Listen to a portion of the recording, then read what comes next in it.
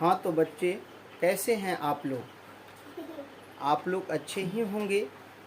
आपकी तैयारी भी अच्छी ही चलती होगी। आपका एग्ज़ाम फरवरी में होना है। आप टारगेट कर लिए होंगे। टारगेट के अनुसार आपको पढ़ना पड़ेगा। क्यों? कि सबसे आगे आपको आना है। सबसे आगे आने के लिए सब पेपर की बेसिक जानकारी होना बहुत ज़रूरी है। जैसे आज मैं आप लोगों के लिए आया हूँ इतिहास। इतिहास का बात सुनते ही लोगों को लगता है या स्टूडेंटों को लगता है कि वाह बहुत बड़ी सब्जेक्ट है। नहीं, आपको एकदम डरना नहीं है। आपको बिल्कुल डरना नहीं है, क्योंकि सपोर्ट यदि आप मेरा लेते हैं तो इसमें डरने की कोई बातें नहीं है। और आज मैं पढ़ाने जा रहा हूँ हिस्ट्री। तो आप लोग जानते ही होंगे हिस्ट्री, एक कहावतें कहा गई है, हिस्ट्री ज्योग्राफी बेवफा, रात पर हो दिन सफा। कितनी अच्छी बातें कह गई है, हिस्ट्री ज्योग्राफी बेवफा, रात पर हो दिन सफा। तो ऐसी बातें नहीं है दोस्तों। ये कहने का एक अर्थ है कि आपको रात में पढ़िएगा दिन खत्म हो जाएगी, ऐसी बातें नहीं है। जब मैं पढ़ा दूंगा, एक बार कंसेप्ट आपके दिमाग में घुस जाएगा तो एकदम नहीं निकलेगा। तो मेरे वीडियो को आप पूरा देखें, और पूरा देखने के बाद जहां कमी लगे तो कमेंट सेक्शन में कमेंट करें, और लाइक, सब्सक्राइब और शेयर जरूर करें मेरे प्रिय छात्र एवं छात्राएं। अब आइए, मैं आपको समय लिए बिना चलता हूं। पहला चैप्टर, ईंट मानके तथा अस्थियां, हड़प्पा सभ्यता की knowledge, one liner question answer के माध्यम से मैं आपको कुछ बेसिक जानकारी देने आया हूं। ऐसे आप लोग जानते हैं हड़प्पा सभ्यता का मतलब है कि आज से लगभग 5-4 साल पहले ही ये घटित हुई थी। और हड़प्पा सभ्यता हिस्ट्री का एक पहला चैप्टर है और बहुत रोचक चैप्टर है। इसमें दयाराम साहनी, राखलदास बनर्जी वगैरह बहुत सारे लोग खोज किए, और ये हड़प्पा सभ्यता एकदम रोचक है, आप पढ़ सकते हैं। जितना डेवलप आज हम लोग हैं, इससे ज़्यादा डेवलप पहले के लोग हुआ करते थे। सिर्फ प्रौद्योगिकी ज्ञान, यानी कि कहने का मतलब नहीं था जिसको हम लोग टेक्नोलॉजी कहते हैं, टेक्नोलॉजी नॉलेज नहीं थी, लेकिन सारे चीज़ नॉलेज था। जिस तरह आज हम लोग के पास घर होते हैं, घर में रास्ता होता है, नली होता है, शौचालय होता है, आंगन में पर्दा होते हैं, इसी तरह से तभी थे। तो आइए बिना टाइम लिए हुए हम आगे चलते हैं क्वेश्चन की ओर। आप देख रहे हैं लौथल किस नदी के किनारे है? तो आप लोग जानते हैं माय डियर्स, क्या होता है, भोगवा नदी के किनारे है। कौन नदी के किनारे है? भोगवा नदी के किनारे है। तो भोगवा नदी के किनारे है, तो ये भोगवा नदी कहाँ है? तो गुजरात में है। याद रखिएगा, भोगवा नदी कहाँ है? गुजरात में बहती है। तो ये गुजरात में ये आपका लौथल मिलेगा। और किस नदी के किनारे मिलेगा? तो भोगवा नदी के किनारे मिलेगा। सिंधु घाटी सभ्यता, सिंधु घाटी के निवासियों को किस धातु का ज्ञान नहीं था? हमारे पास तभी वह सारे तत्व थे उनके पास, लेकिन उसके पास लोहा का ज्ञान नहीं था। लोह स्तंभ का कोई साक्ष्य हमें आज तक नहीं मिला। जितने भी खनन हुए, जितने भी लोग खनन किया, उसका कोई साक्ष्य आज तक नहीं मिला। इसलिए लोहा का ज्ञान नहीं था। किसका ज्ञान नहीं था? लोहा का ज्ञान नहीं था। तो लोहा का ज्ञान नहीं था माय डियर्स, किसको? सिंधु घाटी के निवासियों को, सिंधु घाटी के निवासियों को लोहा का ज्ञान नहीं था। ये ज्ञान जो है तो नॉलेज, उसे नॉलेज नहीं था। आइए, हड़प्पा सभ्यता किस युग की सभ्यता है? तो आप जानते हैं ये कांस्य युग की सभ्यता थी। तभी लोगों को कांसा बनाने का नॉलेज था। आप बता सकते हैं आज से 5 साल पहले ही उसे कांसा बनाने का नॉलेज हुआ करते थे। तो बताइए कितना डेवलप होंगे उसके नॉलेज। तो कांस्य युग कहा जाता था उसे। कौन सा युग कहा जाता था? कांस्य युग कहा जाता था। कांस्य युग। कौन सा युग था वो? कांस्य युग था। हड़प्पा सभ्यता, नेक्स्ट क्वेश्चन है 4 नंबर। हड़प्पा सभ्यता का यानी कि का सबसे बड़ा नगर कौन सा है? हड़प्पा सभ्यता का सबसे बड़ा, ये देखिए सबसे बड़ा नगर कौन सा था? तो हड़प्पा सभ्यता का सबसे बड़ा नगर मोहनजोदड़ो था। तो कौन था? मोहनजोदड़ो था। मोहनजोदड़ो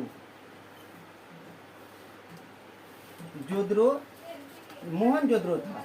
तो मोहनजोदड़ो था। तो आप बताइए मोहनजोदड़ो के विषय में सुन लीजिए। मोहनजोदड़ो सबसे बड़ा नगर भी था। मोहनजोदड़ो को मृतकों का टीला भी कहा जाता था। याद रखिएगा, मृतकों का टीला, इसका शाब्दिक अर्थ था मृतकों का टीला। किसको कहते थे? मोहनजोदड़ो को।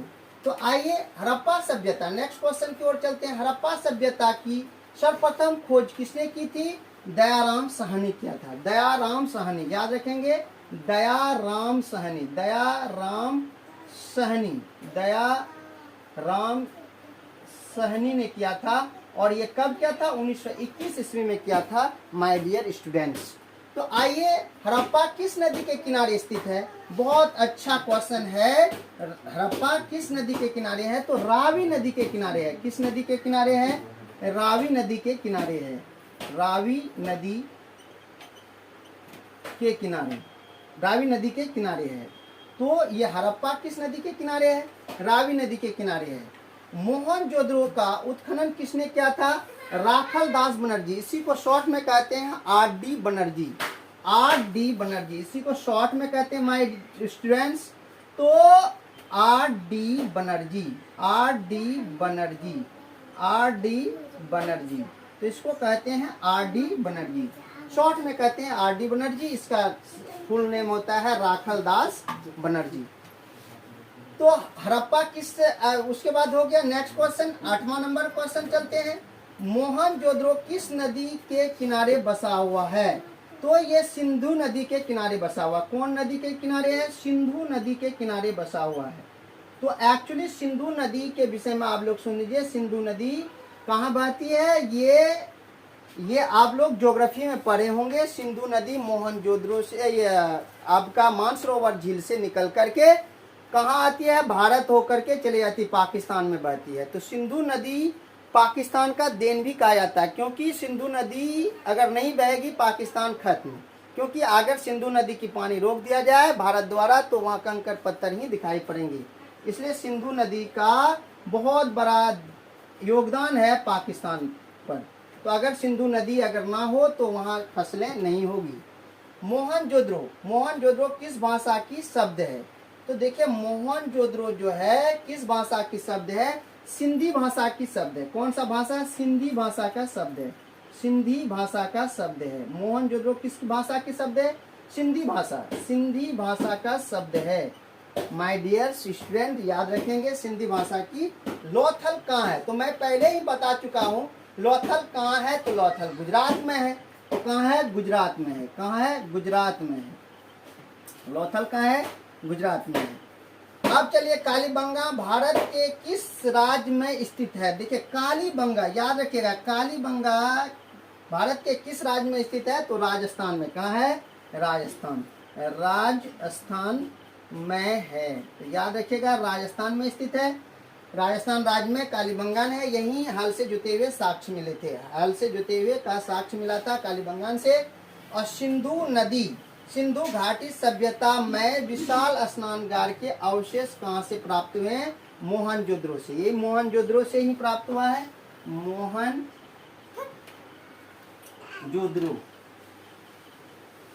जोदड़ो से प्राप्त हुए हैं।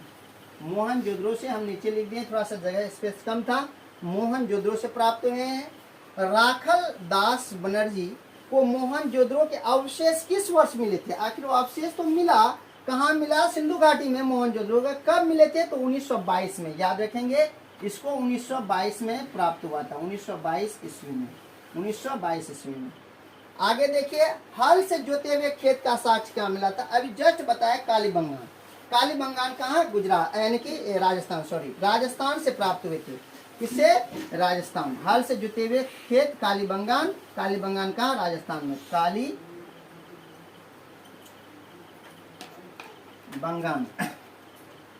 कालीबंगा से प्राप्त हुए थे। कालीबंगान।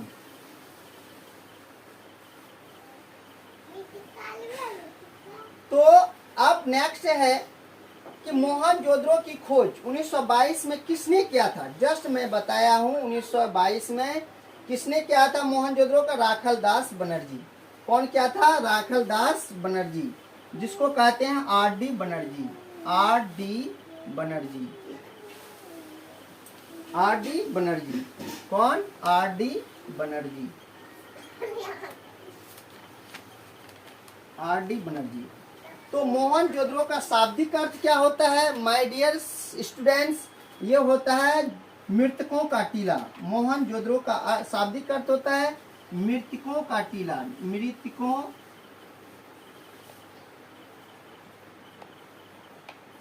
का टीला, ये होता है मृतकों का टीला। तो नेक्स्ट क्वेश्चन की ओर चलते हैं हम लोग। चलिए, इतना तो आप लोग देख लिए।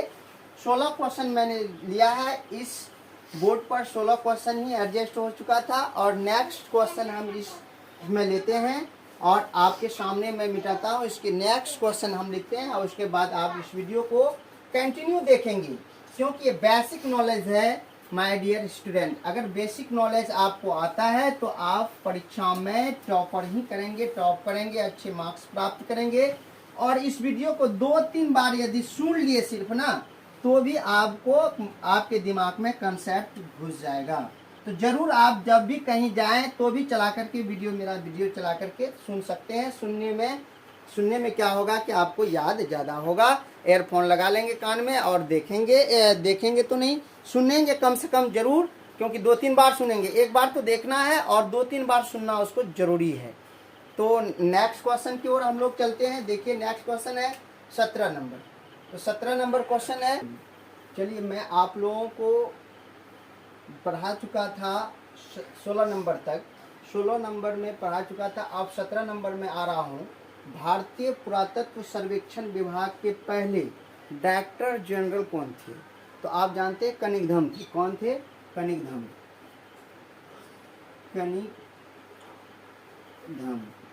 कनिंघम साहब थे डायरेक्टर जनरल। उसके बाद हड़प्पा सभ्यता में अग्निकुंड कहाँ पाई गई थी?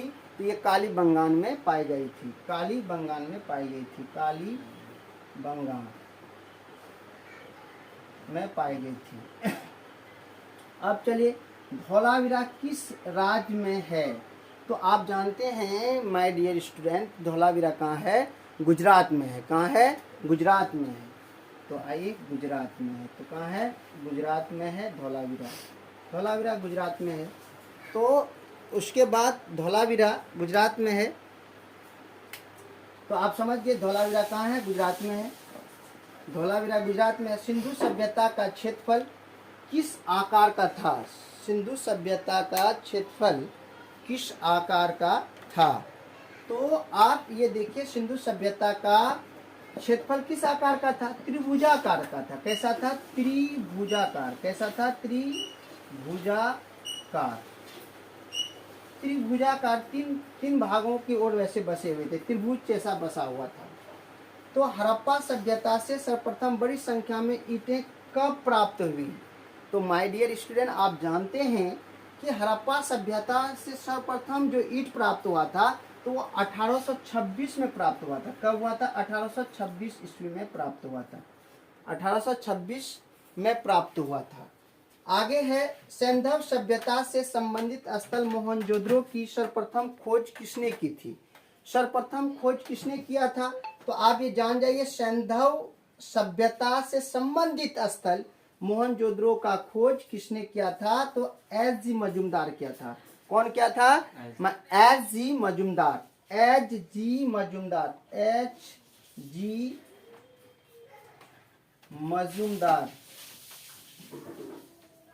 मजूमदार।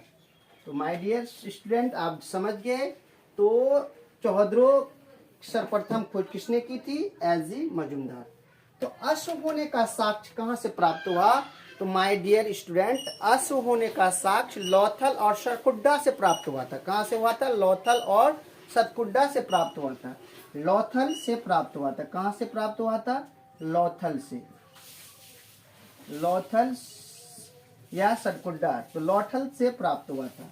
आगे देखिए, मोहनजोदड़ो नगर कितने क्षेत्रफल में बसा हुआ? माय डियर स्टूडेंट, मोहनजोदड़ो जो बसा हुआ है वह 20 किलोमीटर वर्ग किलोमीटर में बसा हुआ। 20 वर्ग किलोमीटर। 20 वर्ग किलोमीटर में बसा हुआ था। 20 वर्ग मीटर, वर्ग किलोमीटर। चाहे इसको आप शॉर्ट में लिख सकते हैं 20 km का स्क्वायर। तो कहने का मतलब है 20 वर्ग किलोमीटर में बसा हुआ था, 20 वर्ग किलोमीटर में बसा हुआ था। तो आगे चलते हैं। सिंधु सभ्यता, सिंधु घाटी की सभ्यता समकालीन मानी जाती है। तो सिंधु सभ्यता की जो सभ्यता था मेरा, वह किस सभ्यता के समकालीन मानी जाती थी? तो आप सुन लीजिए, ये मानी जाती थी मेसोपोटामिया सभ्यता के समकालीन।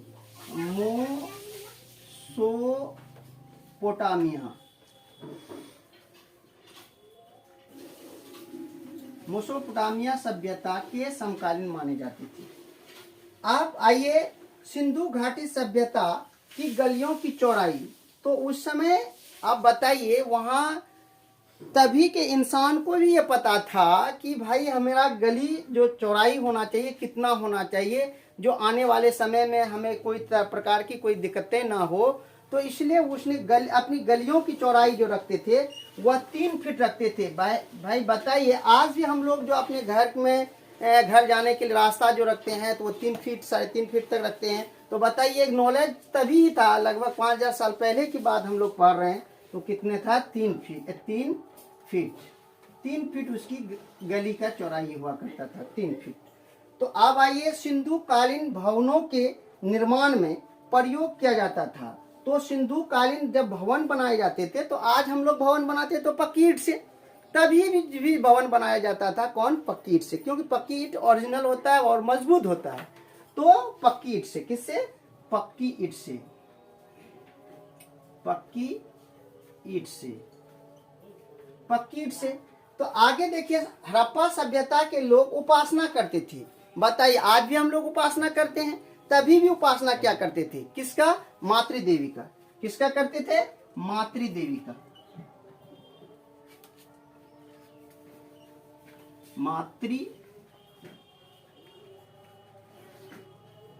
मातृदेवी का। किसका करते थे? मातृदेवी का,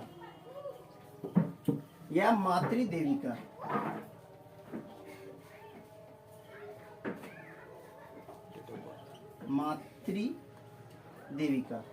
मातृदेवी का क्या करते थे? उपासना करते थे। सिंधु घाटी की जुड़वा राजधानी, तो आप लोग बताइए कि अभी भी हम लोगों का जुड़वा राजधानी जानते हैं आप लोग, जम्मू कश्मीर का हुआ करता था, आज नहीं है। तो अभी आप देख लीजिए, जुड़वा राजधानी अभी हम लोग, या जुड़वा शहर भी कहते हैं हैदराबाद सिकंदराबाद को, ये जुड़वा शहर है। और तभी कहता था सिंधु घाटी की जुड़वा राजधानी किससे कहते थे? तो हड़प्पा और मोहनजोदड़ो को। हड़प्पा और मोहनजोदड़ो,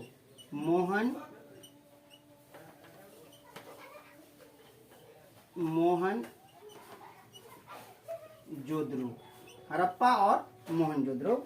माय डियर स्टूडेंट्स, आप लोग समझते होंगे, थोड़ा लिखने में बोर्ड थोड़ा दिक्कत हो रही होगी आपको। अगर कोई दिखने में दिक्कत है तो आप कमेंट करेंगे, और यदि अगर देखने में दिक्कत हो तब, अगर नहीं है तो आप बढ़िया से इसको 1 2 3 बार देख लें, वीडियो को 2 3 बार सुन लें चला करके।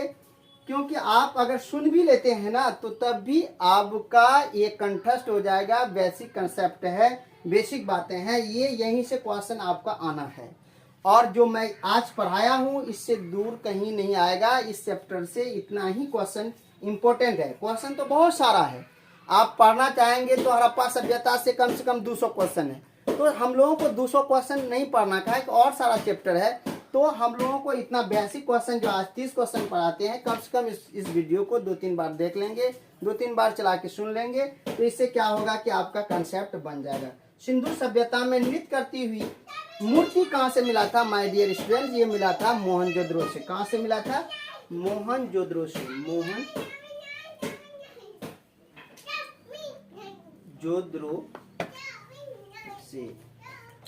मोहनजोदड़ो से प्राप्त हुआ था। इसी के साथ मैं आज का वीडियो यहीं तक रखता हूँ माय डियर स्टूडेंट। और इस वीडियो को आप 2 3 बार अवश्य देखेंगे, और इसमें अगर आपको लगे कमी है तो आप कमेंट सेक्शन में लिखेंगे, या अगर आपको पसंद पड़ जाए तो दक्षिणा के रूप में जरूर अंगूठा दान करेंगे। अंगूठा देने में कोई समय नहीं लगता है, अंगूठा जरूर प्रदान करेंगे। इससे हमें पता चलेगा कि मेरे वीडियो की क्वालिटी ठीक है, इसलिए अंगूठा आप जरूर प्रदान करेंगे देखने के बाद। अगर आपको पसंद पड़े या ना पड़े तो डिसलाइक भी जरूर करेंगे, कुछ ना कुछ करेंगे, जैसे हमें सीख प्राप्त मिलेगी कि इस वीडियो में मेरा क्या कमी रह गई। तो इसी के साथ मैं इस वीडियो को यहीं तक रखता हूँ। जय हिंद, जय भारत।